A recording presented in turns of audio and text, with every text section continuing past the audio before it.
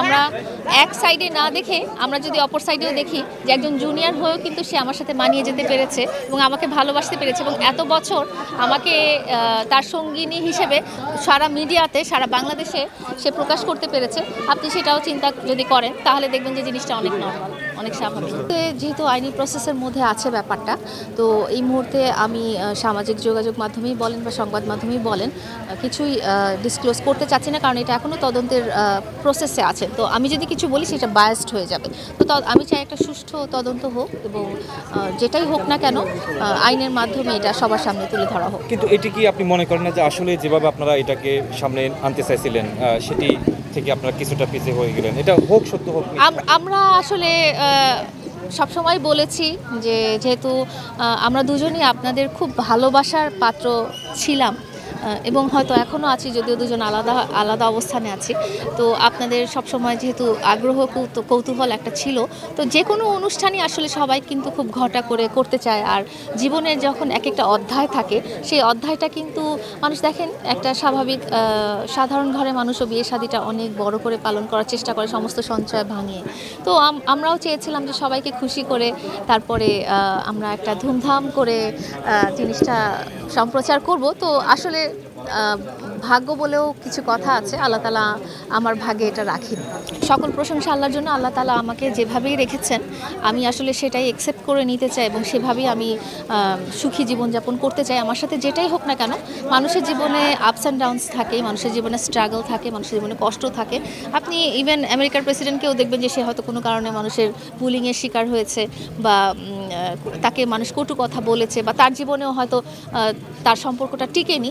তো আমি আসলে সব কিছুই ভাগ্যের, এগুলো আসলে অ্যাবসলিউটলি ভাগ্য এবং আল্লাহ তাআলার উপরেই ছেড়ে দিয়েছি যে আল্লাহ তাআলা যাই রাখুক না আমার জন্য, আলহামদুলিল্লাহ যতদিন থাকবো ততদিন যেন সৎ হিসেবে বেঁচে থাকতে পারি এবং আমার দ্বারা যেন ইনটেনশনালি বা আনইনটেনশনালি কারো যেন ক্ষতি না হয়, সেটাই আমি চাই।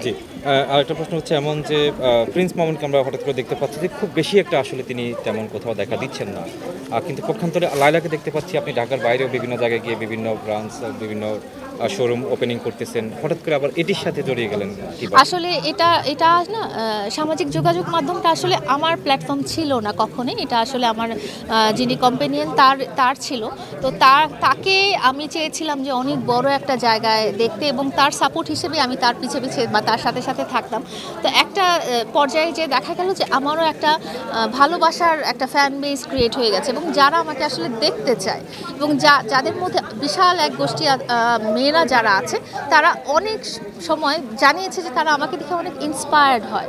তো আমি যদি একটা মানুষেরও ইন্সপিরেশনের কারণ হয়ে থাকি তাহলে সেটা আমি মনে করবো আমার জীবনের জন্য অনেক বড় পাওয়া। তো আমার এসব কাজ দিয়ে যদি কোনো একটা মেয়ে কোনো একটা ছেলে জীবন থেকে কোনো শিক্ষা গ্রহণ করে বা তাদের লাইফে পজিটিভ কিছু আসে বা তারা উৎসাহিত হয়, সেজন্য আমি আসলে এটা বন্ধ করিনি, আমি এটা কন্টিনিউ করে গেছি।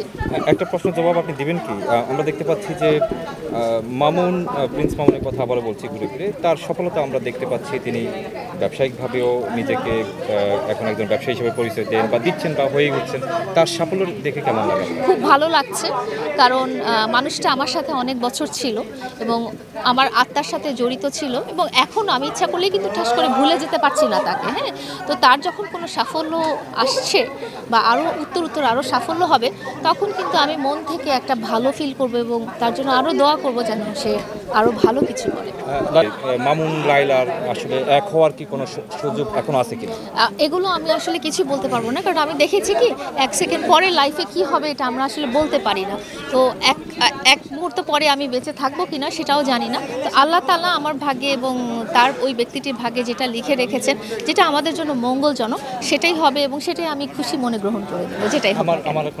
বললাম এটা একটা আইনি প্রসেসের মধ্যে। আর যেটা হয়েছে যে আমরা যখন একসাথে ছিলাম তখন একটা বাধা ছিল, বিকজ তার মিডিয়াতে তার একটা স্ট্যাবলিশমেন্টের ব্যাপার ছিল এবং সে চিন্তা করছিল যে এখন যদি আমি আমার স্ট্যাটাসের ব্যাপারে লোকজনকে জানাই আমার হয়তো ফ্যান বেসটা একটু কমে যেতে পারে।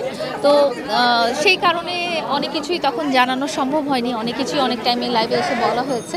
আর এখন যেহেতু একটা আইনি প্রসেসের মধ্যে পড়ে গেছে, তো আইনি প্রসেসটা শেষ না হওয়া পর্যন্ত আমি কিছুটা টাইম আসলে আমি চিন্তা করছি কি জিনিসটা আমরা এক সাইডে না দেখে আমরা যদি অপর সাইডেও দেখি যে একজন জুনিয়র হয়েও কিন্তু সে আমার সাথে মানিয়ে যেতে পেরেছে এবং আমাকে ভালোবাসতে পেরেছে এবং এত বছর আমাকে তার সঙ্গিনী হিসেবে সারা মিডিয়াতে সারা বাংলাদেশে সে প্রকাশ করতে পেরেছে।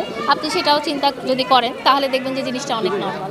এটা আমাকে দেওয়া হয়েছে সামাজিক যোগাযোগ মাধ্যমে ইনফ্লুয়েন্সার হিসেবে স্বীকৃতিটা দেওয়া হয়েছে। ওরা আমার সামাজিক যোগাযোগ মাধ্যমে যে প্ল্যাটফর্মগুলো আছে সেগুলো জাস্টিফাই করে তার বেসিসে আমাকে এই সম্মাননাটা দিয়েছেন এবং অবশ্যই খুব ভালো লাগছে। যে কোনো ধরনের অ্যাওয়ার্ডই হচ্ছে অনেক ইন্সপায়ারিং। তো আমার এটা দেখে আরও অনেকেই ভালো কাজ করার জন্য উৎসাহিত হবে। তো আমি সেই জন্য উদ্যোক্তার হাট। আমার আসলে ডিজিটাল প্ল্যাটফর্মে যেটা আছে ফেসবুক, টিকটক এবং ইউটিউব, এগুলোর মধ্যেই আমার যেসব কন্টেন্ট বলেন বা ব্লগ বলেন এগুলোই আছে। তো আপাতত এই 3টা প্ল্যাটফর্মই আমার আছে এবং এগুলোর মধ্যেই আপনারা আমাকে দেখতে পারবেন। এছাড়া আমার ব্যক্তিগত লাইফ যেটা আছে সেটা আগের মতোই, এটার মধ্যে কোনো চেঞ্জ আসেনি আসলে। আচ্ছা, এই যে 3টা প্ল্যাটফর্মের কথা বললেন, এই 3টা প্ল্যাটফর্মকে মানুষ যে কেউ কি কেরিয়ার হিসেবে নিতে পারে আসলে? যদি কেউ ক্যারিয়ার হিসেবে, যেমন আমি ক্যারিয়ার হিসেবে নেইনি, হ্যাঁ, কিন্তু কেউ যদি চায়, এবং এখন অনেক আছে যারা ক্যারিয়ার হিসেবে নিয়েছেন এবং অনেক সফল, তো অবশ্যই নিতে পারেন। কিছু মিলে নতুন বাংলাদেশ 5 তারিখের পরে কেমন উপভোগ করতেছেন, এখন কেমন আছেন? নতুন বাংলাদেশ আসলে যে কোনো কিছু নতুন অবস্থাতেই খুব আনস্টেবল থাকে। তো বাংলাদেশের যে অবস্থাটা, সেটাও আমার মনে হয়েছে যে আসলে সব কিছুর একটু টাইম দেওয়া দরকার, ধৈর্য ধরে অপেক্ষা করা দরকার। সব কিছু গঠনমূলক ব্যাপারে যখন পদক্ষেপ নেওয়া হয় সেটার একটু সময় লাগে। তো আমরা